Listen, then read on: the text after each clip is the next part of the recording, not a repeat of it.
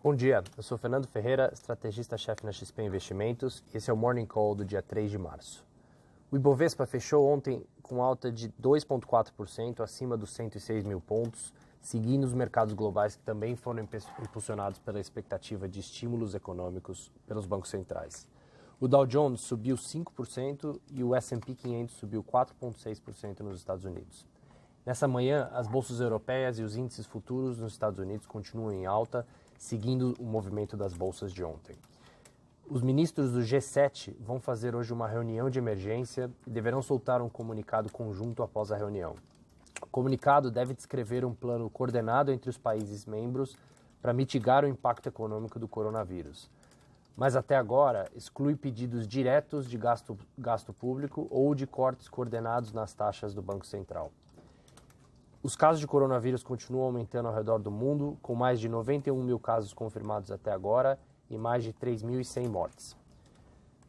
Hoje, também o Banco Central da Austrália e da Malásia anunciaram a decisão de cortarem em 0,25 pontos percentuais as taxas básicas de juros dos dois países após o aumento de casos de coronavírus. No Brasil, hoje o Congresso decidirá se mantém ou derruba os vetos de Bolsonaro às mudanças na alocação de recursos do orçamento. O governo segue apostando que o Senado não conseguirá reunir os 41 votos necessários para derrubar o veto presidencial.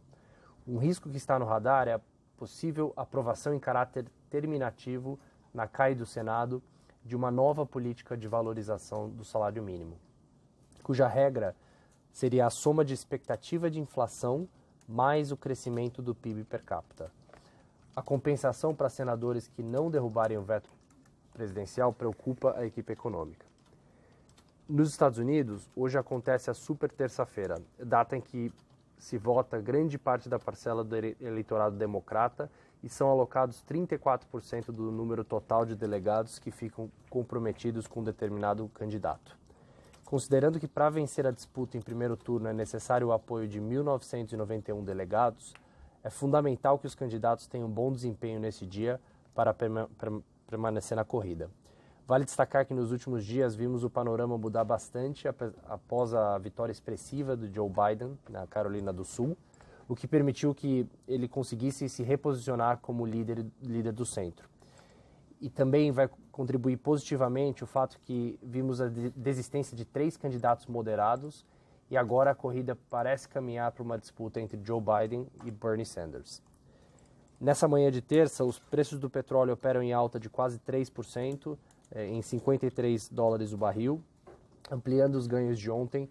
E isso é sustentado por expectativas de que os países do G7 tomem medidas de estímulo para amenizar o impacto econômico do coronavírus e também que a OPEP aumente o atual corte em sua produção durante a reunião prevista para o final dessa semana.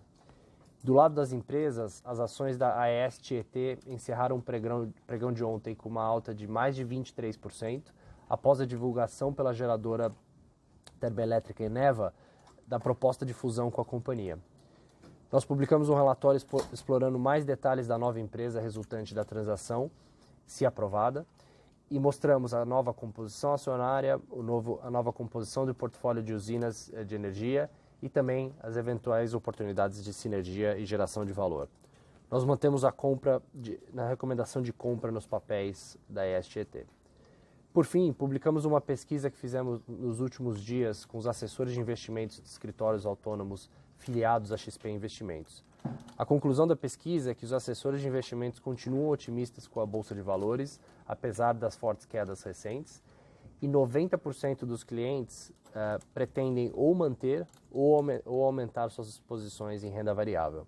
Além disso, os assessores veem uma potencial desaceleração global e o coronavírus como os 2 principais riscos a se monitorar. É isso por hoje, até amanhã e bons investimentos. Obrigado.